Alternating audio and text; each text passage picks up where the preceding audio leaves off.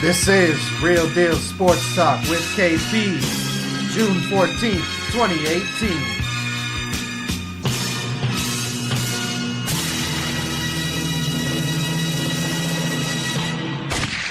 Mr. Green. I'm found to be the nicest. On the mic it with rhyme writing. My mind states gone cipher, divine righteous. This is the sound of refinement. Extra time spent on every line written. You can hear the difference when I'm rhyming. The barbarian rap writings like Clash of the Titans. I wield the pen like Poseidon holding the golden triton. On the mic I strike faster than vipers and flashes of bolts of lightning. My poetry will leave the Pope enlightened. Whack rappers is pastime. You paid the Pied Piper as the price just skyrocket. Welcome into Real Deal Sports Talk with KP. I am KP. It's June 14th, 2018. Thanks for listening. Thanks for being here. We're going to hit some major topics today. We got the World Cup. There's some news coming out of the World Cup 2018 over there in Russia. There's also some other World Cup news that has come out this week. We are entering, for most teams, if not already, that dangerous season that all NFL teams dread the most. And that is the season when arrests go on the high rise and teams start to panic. So we'll get into some of that kind of stuff. What happens to these guys, what the mentality is, maybe, theorize as to why they would put themselves at that kind of a risk. And then Josh Gordon comes out the other day, Cleveland Browns wide receiver, and he thinks, and maybe rightfully so, that the Cleveland Browns currently, not are going to, but currently have the best wide receiver group in the NFL. So we'll get into some of that kind of stuff too. We'll talk a little bit of some UFC news going on, and we'll definitely talk more about the Circle of Stars football and cheerleading camp coming up June 30th at Fort Collins High School in Fort Collins, Colorado. They have camps other places as well. This one specifically I will be at and covering for the Circle of Stars Academy. So we'll get into all of that throughout the show today. But we are going to start with mini camp to training camp, NFL teams' worst nightmare. And in this is the time of year where guys get to kind of relax, step away from training a little bit. You got camp coming up, then the season's going to be after that. You got the long preseason, you got camp starting at the end of July.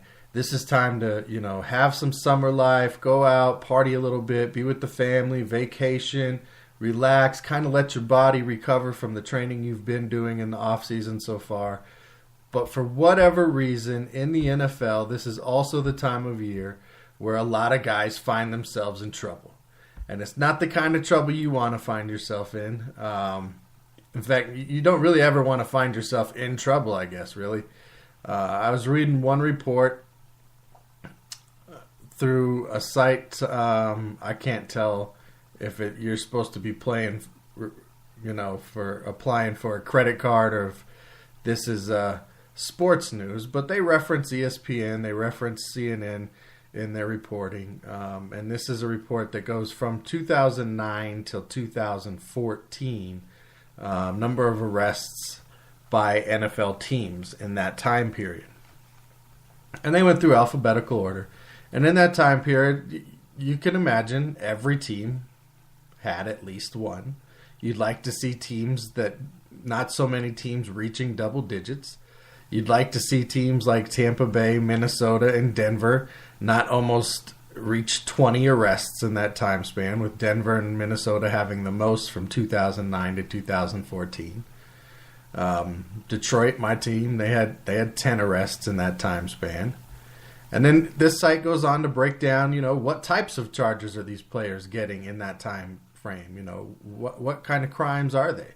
Assault and battery, disorderly conduct, domestic violence, drug charge, DUI, gun charges, other crimes. 23% of it are other crimes. Public intoxication is another one that breaks down. Number of players arrested by month during that span. Initial offseason, during that January run in the playoffs, arrests go up. You got a lot of teams not playing and a lot of guys getting themselves in trouble. Then they start going down. They go down through all the way through the month of June a little bit, and then bam, right after June, right after those OTAs and mini camps are over, huge spike in arrests.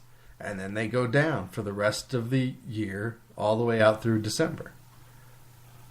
But you got that big spike at the beginning of the year when guys that aren't in the playoffs are out getting themselves in trouble, and you got another big spike in this time period between mini camp and training camp.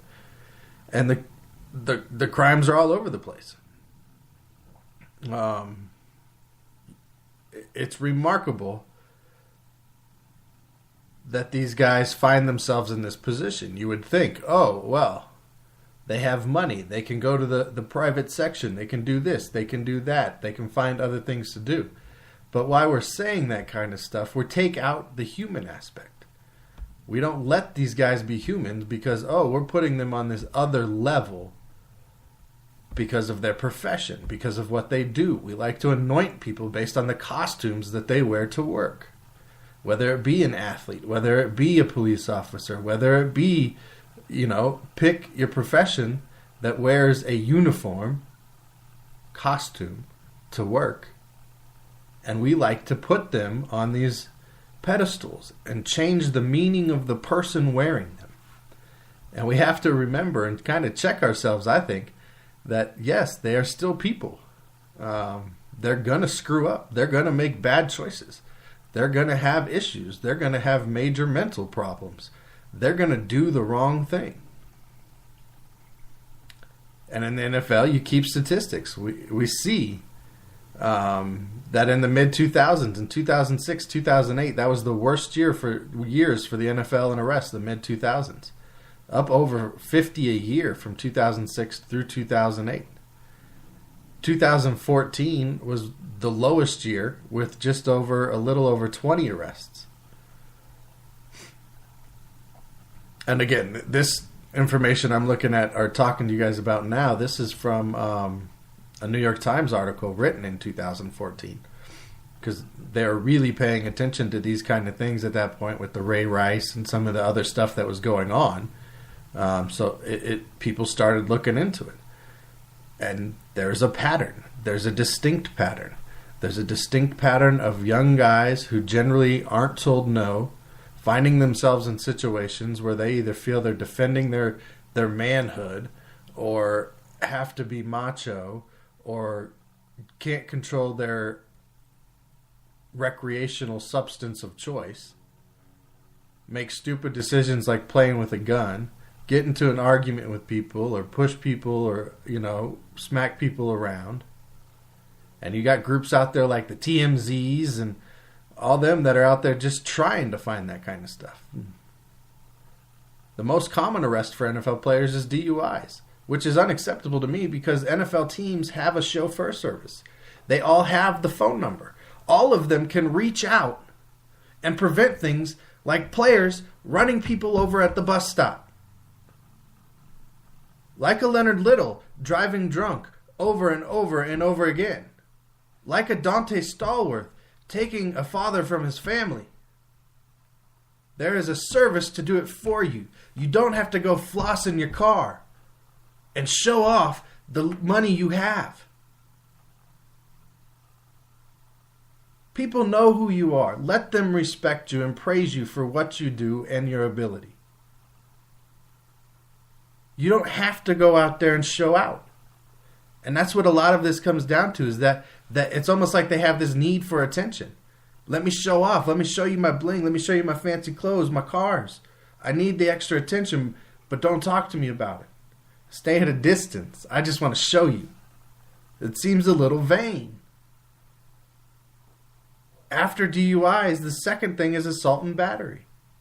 And most of that probably comes from being drunk or being on some kind of a substance. After assault and battery, domestic violence, a huge problem still amongst NFL players in this society.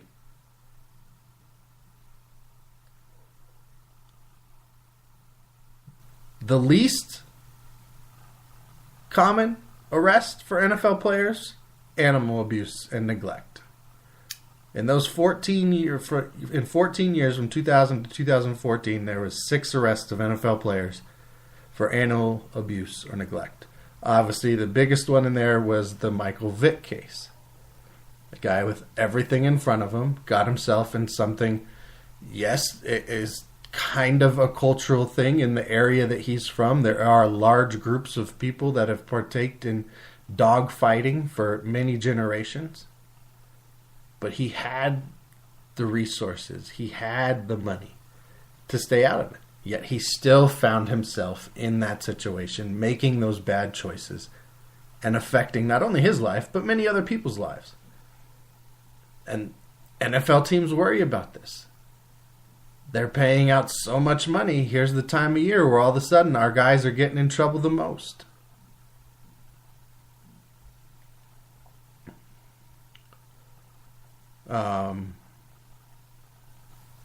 And there's a wide range of arrests. From 2000 to 2014, in this New York Times report, the Vikings, the Bengals, and the Broncos all had 40 or more arrests. The team that had the least amount of arrests in that 14-year span were the Rams, the Texans, and the Cardinals. And the Texans began in 2002, so that's a little skewed because they didn't have 2 years worth of data.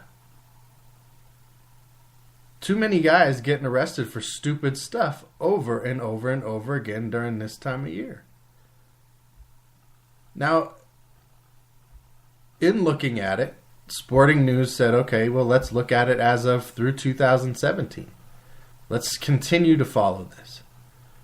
And as Sporting News goes through 2017, they're noticing that since 2014, there's been an even more of a decline in the arrests that are being seen in the off-season. Which is great. That means maybe the message is starting to get through to these guys. It's starting to become more of a business for them and not just for the league. Maybe we start seeing a stronger union. Less guys getting arrested, more guys making money because now I can get your face on a product because you haven't been arrested. You haven't done this thing. I can market you in more areas. Now, there was a little bit of a spike from 2016 to 2017 in those off-season arrests. But still, 2017 is below 2015, below 2014. And you have to go all the way back to 2004, 2005 to find a year with fewer arrests. 2016 was the lowest year ever, with about 15 arrests around the league in the offseason.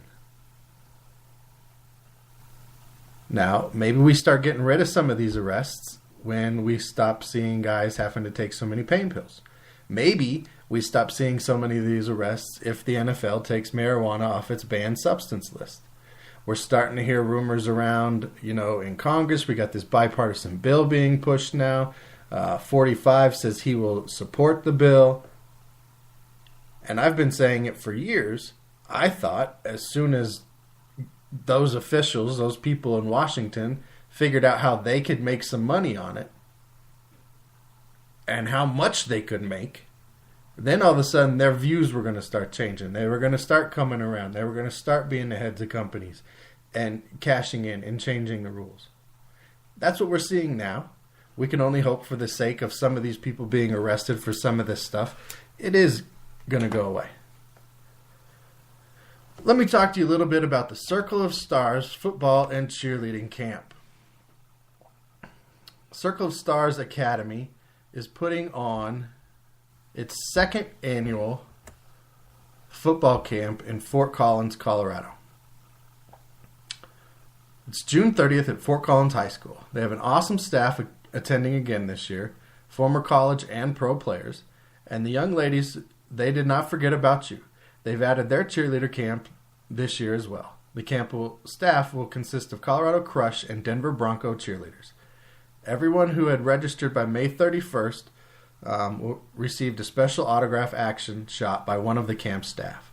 There's limited space, so early registration is strongly encouraged. For more information, call Eric Anderson. His phone number is on our website at realdealsportstalkwithkp.com. You can call him at 402-305-3724, or register online at www.circleofstarsacademy.com. They look forward to seeing you June 30th. All right, the World Cup. It is that time of year again. Some crazy stuff has already happened in the World Cup. The same day the World Cup started, or the day before the World Cup started, we find out about the 2026 North American bid being accepted. And hey, self-professed, I'm not the biggest football fan. I do enjoy watching a match here and there. I respect the athleticism and the endurance. I think the flopping and the whining is a little much. I enjoy watching the females, but more than I enjoy watching the males. That being said, we are at the World Cup 2018 Russia right now. It kicked off today. Russia, the host country, took on Saudi Arabia and just destroyed them. 5-0 in their match. That is the only match today. In going into tomorrow, there's 3 matches. Egypt will take on Uruguay, Morocco will take on Iran, and Portugal will be taking on Spain. Those teams are part of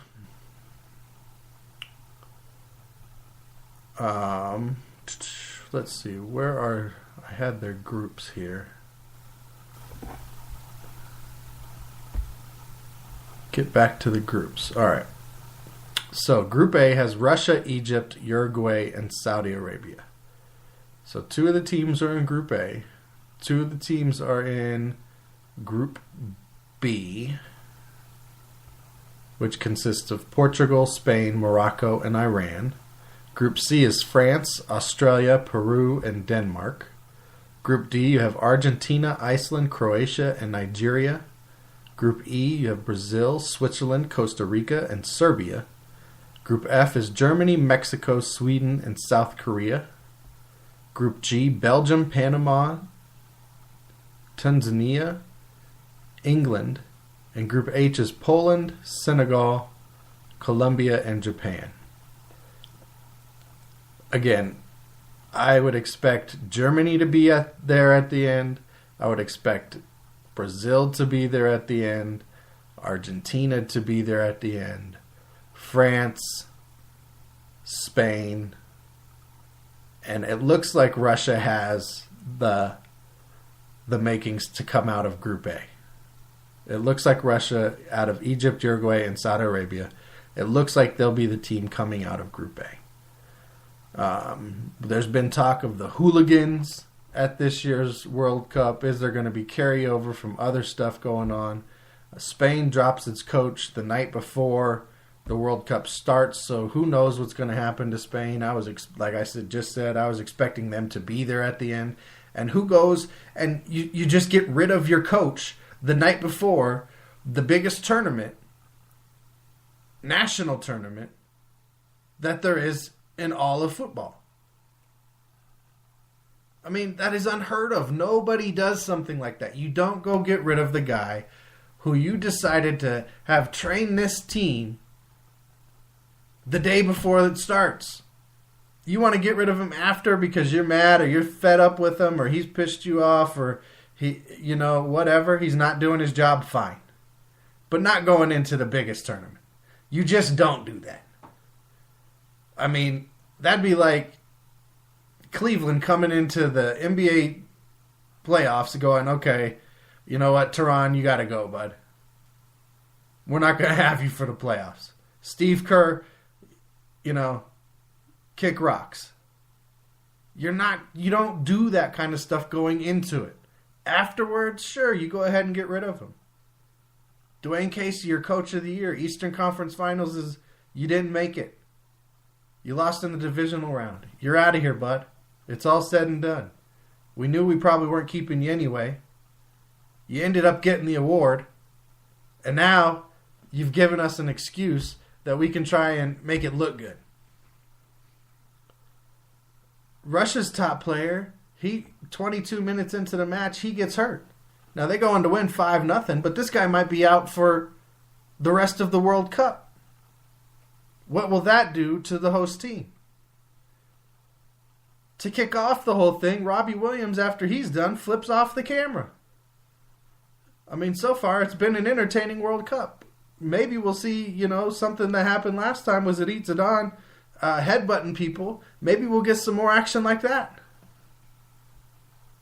In 2026, we know the World Cup, that was breaking news yesterday, is going to the North American bid from Canada, United States, and Mexico. There's quite a few cities that are available, that are still open to be host cities. In Canada, you have Edmonton and Montreal. In Mexico, you have Monterrey, Guadalajara, and Mexico City. And in the United States, you have a list of cities. Oh, I forgot Toronto there for Canada. Sorry, my bad.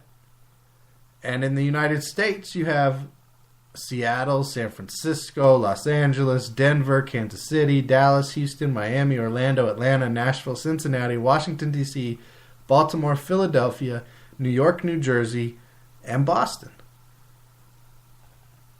North American, great bid. I would love to go see some World Cup in Toronto, in Atlanta, Miami, Houston, Dallas. Maybe some of these cities like Kansas City and Seattle who have soccer clubs. Los Angeles is going to have their big arena or stadium open by 2026. Will that come into the mix and Los Angeles get picked? Who knows? We'll just have to see. That is, World Cup football. It's that time of year. It's the men's 2018 World Cup. We'll follow it. We'll cover it. We'll keep you updated each and every show. All right. Conor McGregor, he has gotten on a jet and flown himself back to the United States. He is back in the States. He was in court for, all of, I think, 2 minutes is what's being reported today. Him and his lawyers. By Brett Okamoto, ESPN staff writer. Conor was in court for about 2 minutes. They're trying to, do a plea deal, and so they're in negotiations there. He said he regrets his actions, and they're trying to work something out there. He is going to remain free on bail. It is a total of 12 charges, including 2 for misdemeanor assault and 1 for felony criminal mischief. We'll have to see how this all gets worked out. There's a lot of fight rumors coming out right now saying he was ready to fight at UFC 224.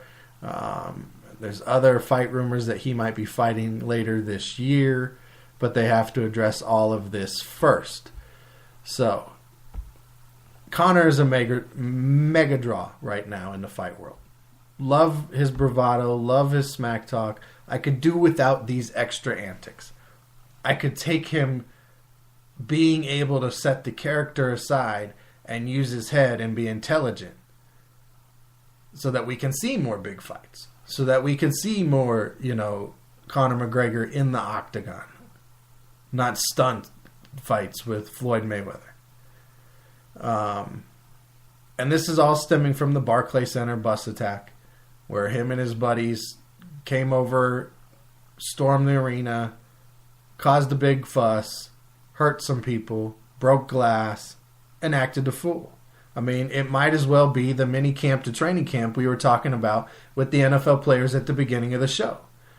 It's just ridiculous that a guy in his position, that has his draw, that has his power, will go out and do something so stupid like this. Not taking a moment to go, okay, you know what? Dude, talk some stuff. Let him talk some stuff.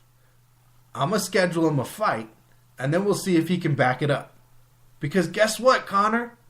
You are in the only profession in the world, one of the only professions in the world, the fight game, where you can actually handle that stuff legally and not put yourself in danger, not go to jail, not have misdemeanors, not have felonies. You could have handled it in the ring the first time. Now you got to go through all this dumb stuff with the courts and the judges and your lawyers and probation and community service and maybe even some jail time. For what? For something you could have handled in the ring. You could have fought it out. You could have dealt your business. Instead, you're parading around in a suit for the NYPD. Greg Hardy wins his debut on the fight night for UFC hopefuls. Gets offered a contract. Dana White says everybody deserves a second chance. My initial response to that was, really, do they? Because I stand firmly against the kind of actions that he had. But at the same time, yes, people could change. Yes, he deserves to earn a living. I think my problem was he had violent accusations, violent occurrences that cost him his NFL career, that cost him a chance to go back and play football. Even though he did play some Arena League, the Cowboys did pick him up for a short minute. But here's a guy whose problem was with being violent, and his alternative career is being violent. I don't necessarily see how that's going to help Greg Hardy. Now maybe, just maybe, being able to get that aggression, that frustration, that energy out will help him not be that way outside of training and fighting. More than likely, we're going to see Greg Hardy possibly, I hope not, be in a War Machine type situation where all of a sudden he's involved in another domestic violence incident, and here it is, another UFC fighter who's involved in domestic violence. I hope we don't see that. But I have such a problem with domestic violence, and I'm so against it. It's hard for me to be convinced right now, in the short run, that Greg Hardy's going to be any different. Now, you go 5, 10 years from now, nothing else happens, 15, 20 years from now, fight career's over, hasn't had another incident, he's worked with groups to make things better. Okay, I'll be convinced different. But right now, no. I can't see it. I just can't see it. And now Dana White wants him to fight again within 2 months. Have his official UFC debut fight. Because that other football player that he handled in 57 seconds, Lane, he was not ready for the game. Greg Hardy came out with straight aggression.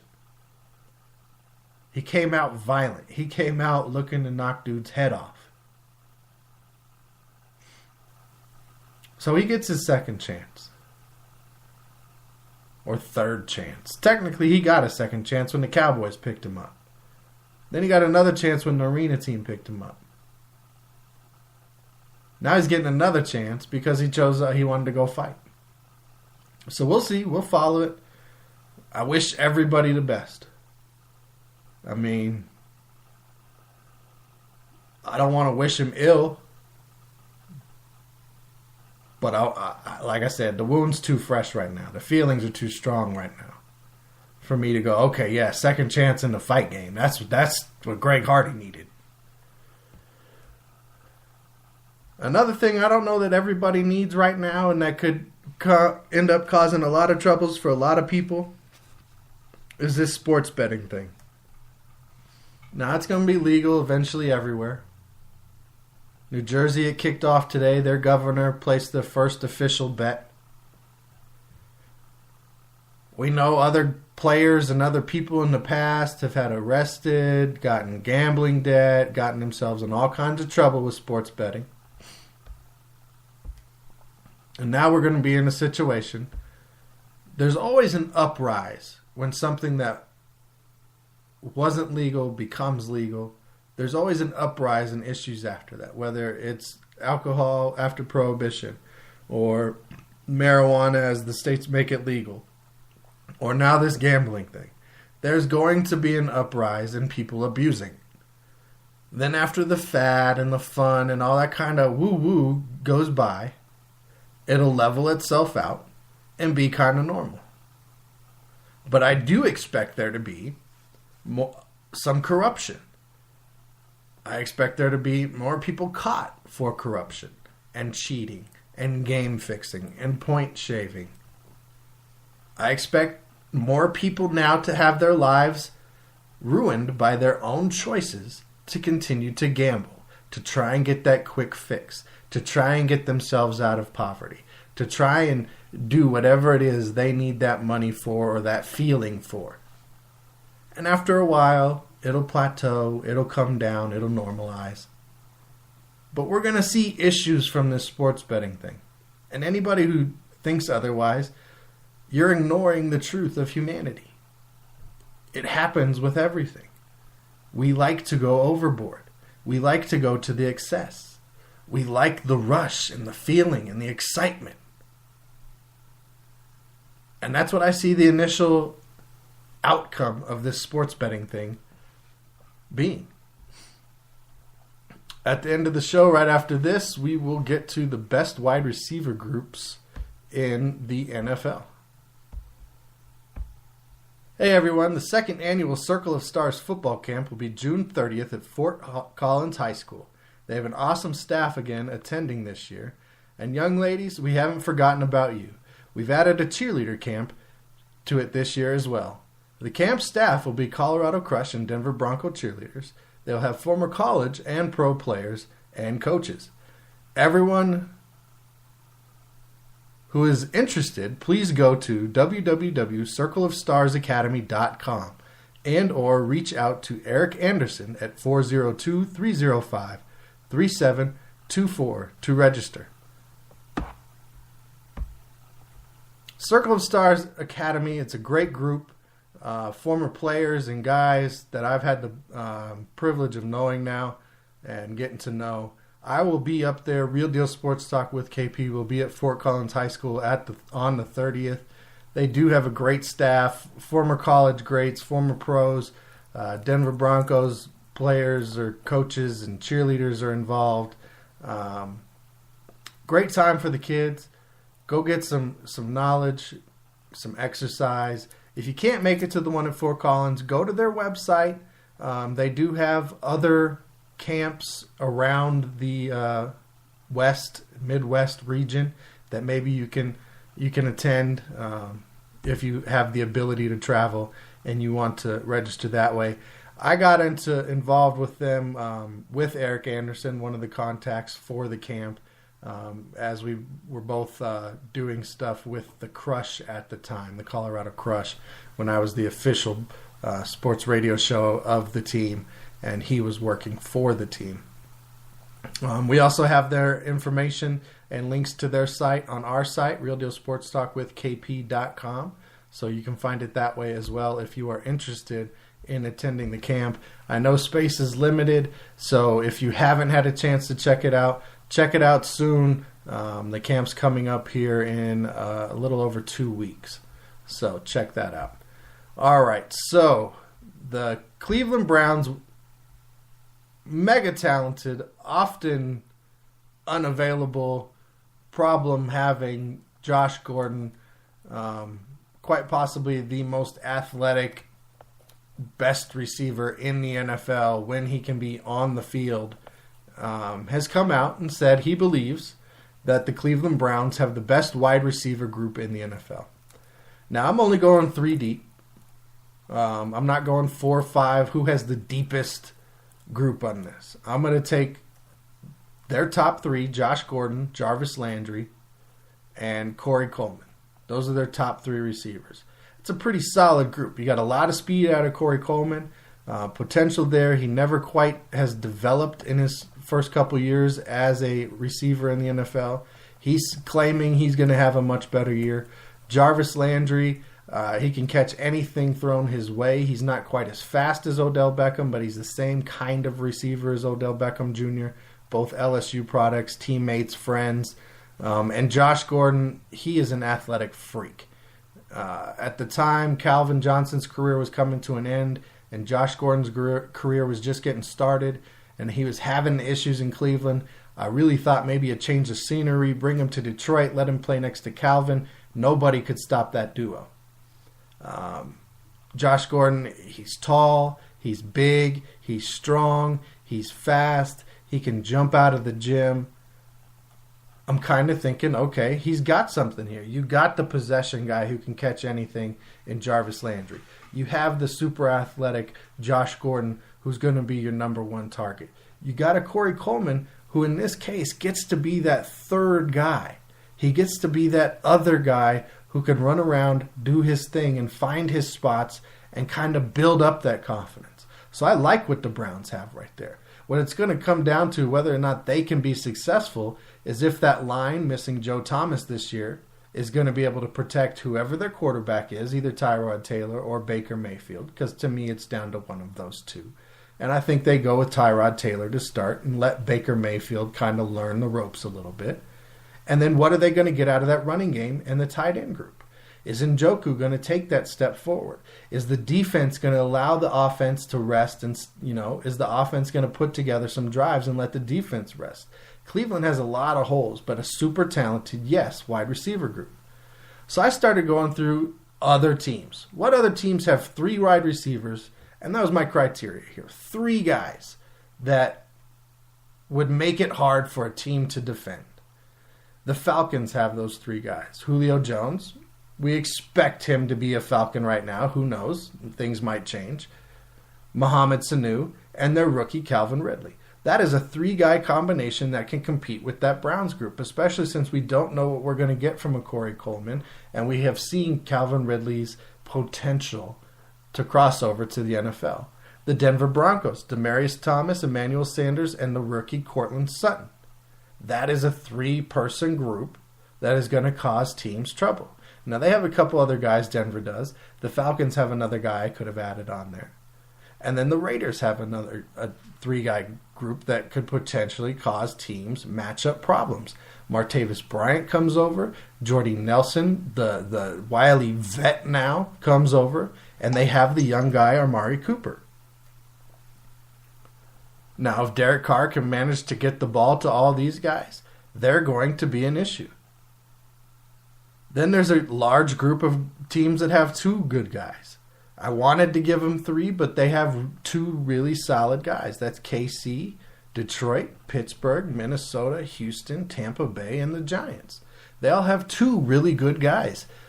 Not a 3rd wide receiver. Some of them have a 3rd receiving option. Kansas City, you throw Travis Kelce in there. I mean, they have another guy, Ingram, in the Giants, but it's not that 3rd wide receiver. Not that guy who has stepped up to this point or has that potential, look at his ability type guy. Then the rest of them, you have a collection of guys, but not that 2 or 3 that really stand out. And some have some really good groups in that mix of teams that's left. Like Philly has a good group. New England has a good group. Green Bay has a group. The Saints have a group.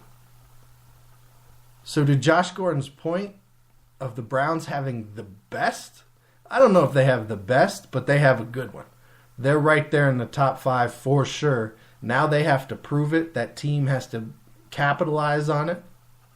And I mean, that's just real talk. The Raiders are going to go out and try and use their receiving core like crazy. What I'm hearing coming out of Denver about Courtland Sutton and what we know Emmanuel Sanders can do and Demaryius Thomas when he's healthy, the idea of adding Calvin Ridley to Julio Jones and Mohamed Sanu. The passing game is alive and strong, y'all. And until next time, you know how we do.